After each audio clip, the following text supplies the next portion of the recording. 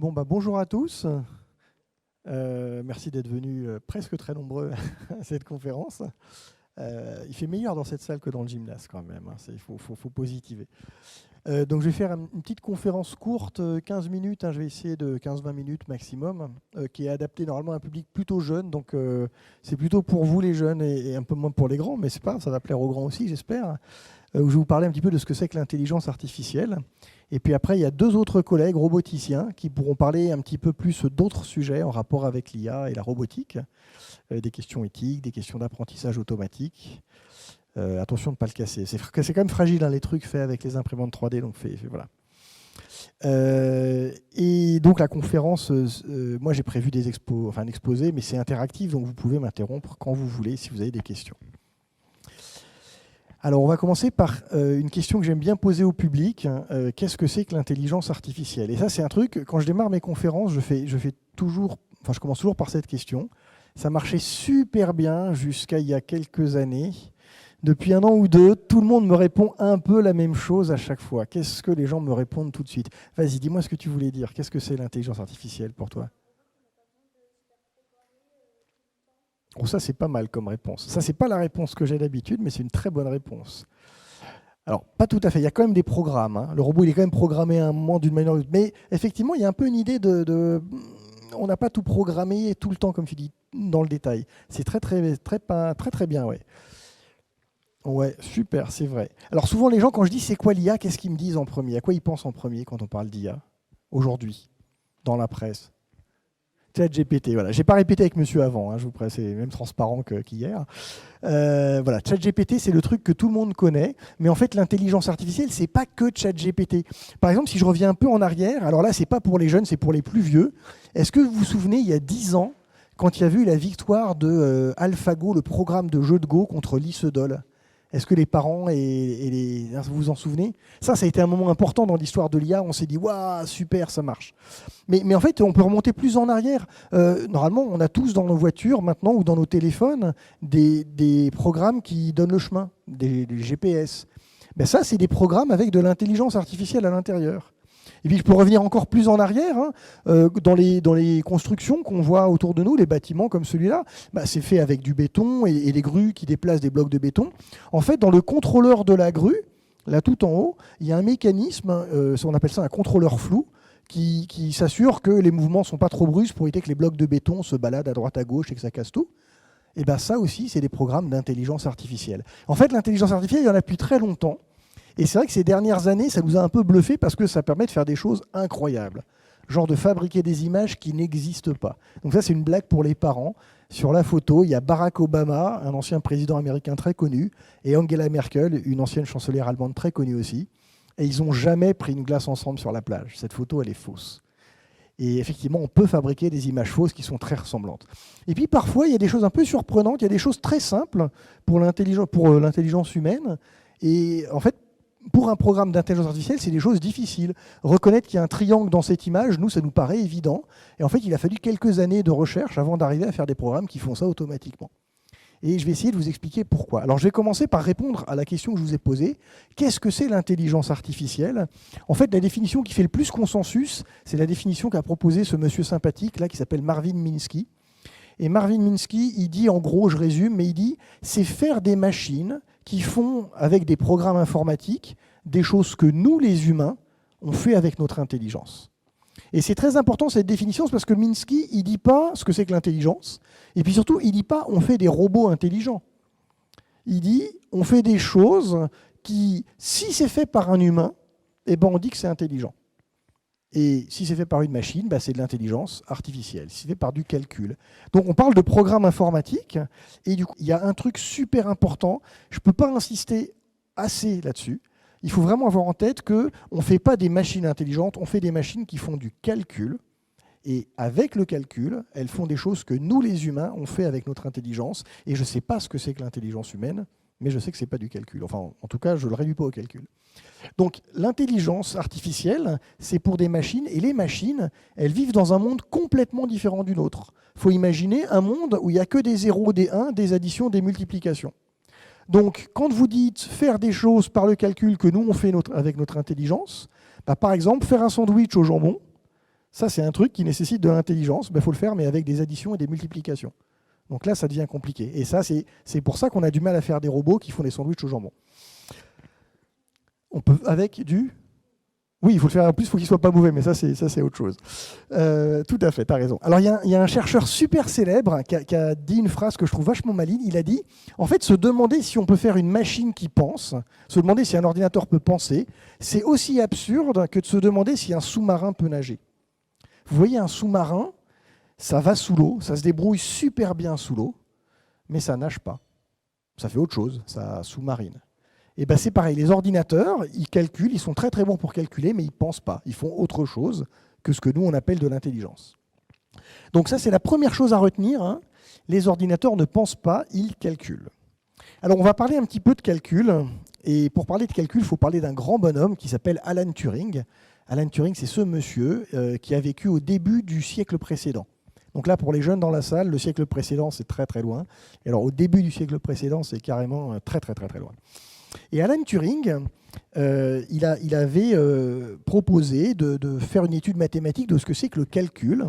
Et il avait dit en gros un truc un peu important. Il dit tout calcul, tout problème à résoudre avec un ordinateur, toute chose qu'on veut résoudre pour faire par exemple de l'intelligence artificielle nécessite toujours un certain nombre de calculs.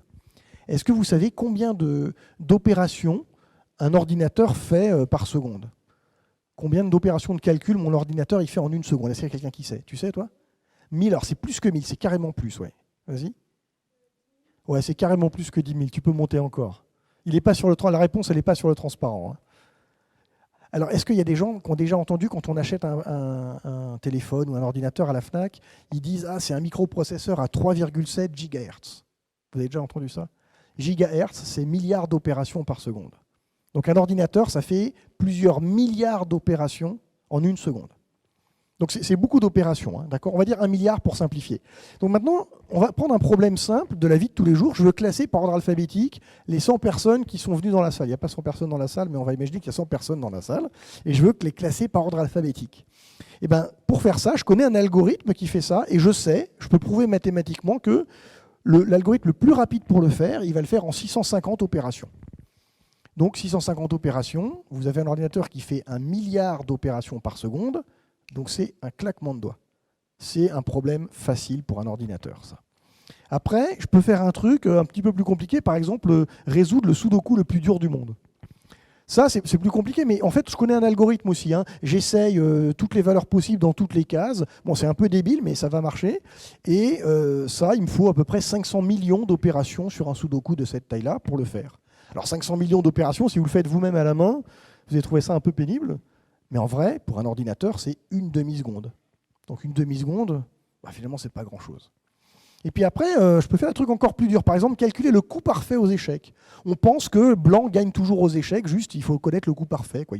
Ça se calculerait. Pour ça, il faudrait calculer tous les coups possibles. Et calculer tous les coups possibles, bon, c'est un peu compliqué. Il faut 10 puissance 120 opérations. Alors là, c'est pour les parents. 10 puissance 120, qu'est-ce que c'est? C'est un 1 avec 120 zéros derrière. Donc un 1 avec 120 zéros derrière, personne ne s'imagine trop ce que ça représente. Mais il y a un moyen simple de le comprendre. On va compter toutes les planètes, toutes les étoiles, toutes les galaxies qu'il y a dans l'univers visible. On prend le télescope le plus puissant du monde, on regarde autour de nous et on compte toute la matière autour de nous.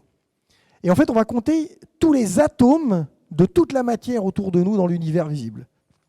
Bon, bah, le nombre d'atomes dans l'univers est des milliards de milliards de milliards de milliards de fois plus petit que 10 puissance 120. Et donc, vous voyez qu'on ne va jamais y arriver. Ce n'est pas possible de calculer le coup parfait aux échecs.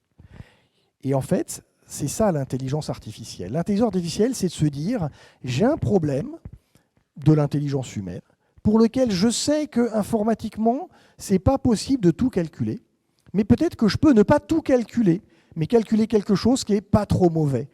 L'intelligence artificielle, c'est de calculer des solutions pas trop mauvaises à des problèmes dont on sait qu'ils ne peuvent pas être résolus efficacement par un ordinateur, sauf si je dispose d'un temps de calcul qui est plus grand que des milliards de fois plus grand que le nombre d'atomes dans l'univers.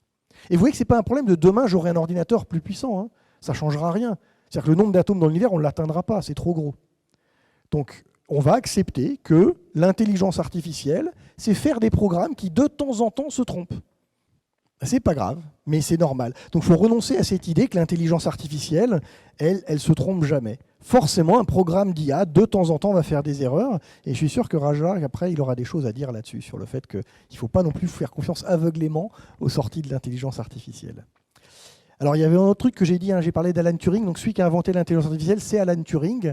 Et donc c'est 1950. Donc ça fait 70 ans, 75 ans maintenant qu'on fait de l'intelligence artificielle. Et je voulais parler d'une dernière chose qui est importante. Il y a un truc qui est très très à la mode en ce moment en intelligence artificielle, c'est ce qu'on appelle les réseaux de neurones artificiels, ou les réseaux de neurones profonds, le deep learning en anglais. Alors qu'est-ce que c'est? C'est plein d'additions et de multiplications qu'on met les unes derrière les autres, on fait des couches, et c'est pour ça qu'on dit que c'est profond, parce qu'il y a des couches.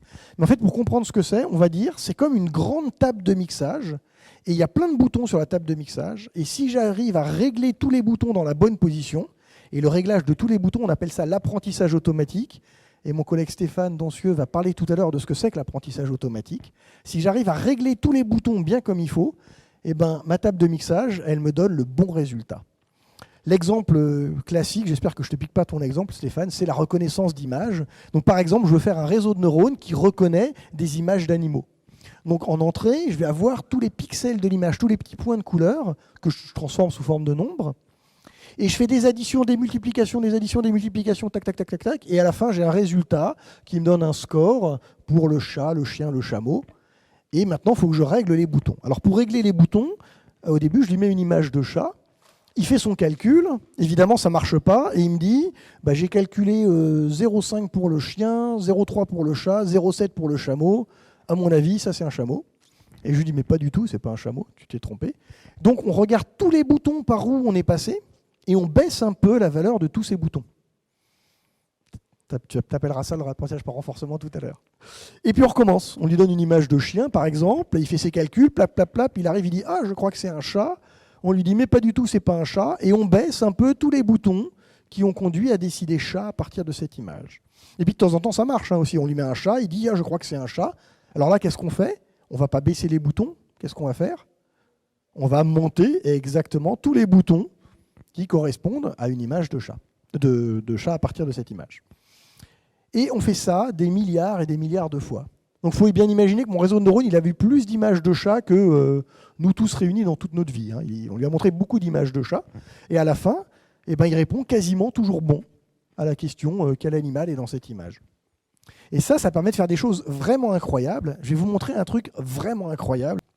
Il y a un chercheur très très connu qui s'appelle John Searle, dans les années 60, qui avait déjà imaginé un problème comme ça. Et il avait dit, imaginez un Américain qui est dans une pièce fermée, et on peut lui parler comme ça en chinois, en lui mettant des petits mots en chinois par une fenêtre. Et puis lui, il peut répondre en chinois, il a des tampons pour tamponner la réponse en chinois. Mais il ne parle pas chinois. Par contre, il a un livre écrit en anglais qui lui dit, quand tu vois tel symbole, tu réponds avec les tampons 37 et 42. Et quand tu vois tel symbole, tu réponds avec le tampon 21 et le tampon 18 et le tampon 14.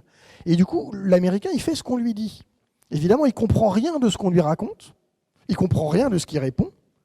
Mais de l'extérieur, tout se passe comme s'il parlait parfaitement chinois. Et en fait, c'est la même chose avec AlphaGo. AlphaGo joue un coup extraordinaire, mais AlphaGo ne sait pas qu'il joue un coup extraordinaire. C'est nous qui trouvons le coup extraordinaire. En fait, AlphaGo ne sait même pas qu'il est en train de jouer au Go. Il a fait des calculs dont le résultat est ce coup 37 qui est aussi incroyable. Donc j'arrive à la fin de ma présentation, je vais m'arrêter, les conclusions sont sur le transparent. Il faut bien avoir en tête que les réseaux de neurones, c'est des additions et des multiplications, donc ça n'a pas grand-chose à voir avec nos neurones humains. Ça ne veut pas dire que ce n'est pas génial, ça fait des trucs incroyables, mais ce n'est pas de la pensée, c'est autre chose, c'est du calcul. Et l'apprentissage automatique, tu pourras en parler un petit peu plus Stéphane, ce n'est pas vraiment de l'apprentissage comme nous on fait, c'est du réglage de paramètres dans des calculs. Mais ça permet quand même de faire des choses incroyables. Et juste pour terminer, je voudrais que vous ayez bien en tête que l'IA fait des erreurs, alors souvent moins que nous, c'est pour ça qu'on s'en sert, et c'est pour ça qu'on essaie de faire progresser nos robots, mais que s'il n'y a pas d'humain, en fait, il n'y a pas d'IA. Pour faire un système d'IA, il faut des programmeurs, il faut des experts qui savent comment on programme, il faut des données fournies par des humains, et puis il faut des utilisateurs. Donc on n'est pas dans Matrix où les IA prennent le pouvoir toutes seules, sans humains, il n'y a pas d'IA. Et là-dessus aussi, j'empiète un tout petit peu sur l'exposé de Raja, mais l'IA, ça sera ce qu'on en fera. Donc il y a tout un tas de questions éthiques et de droit et de sujets à discuter. Et ça, c'est l'objet de la conférence d'après.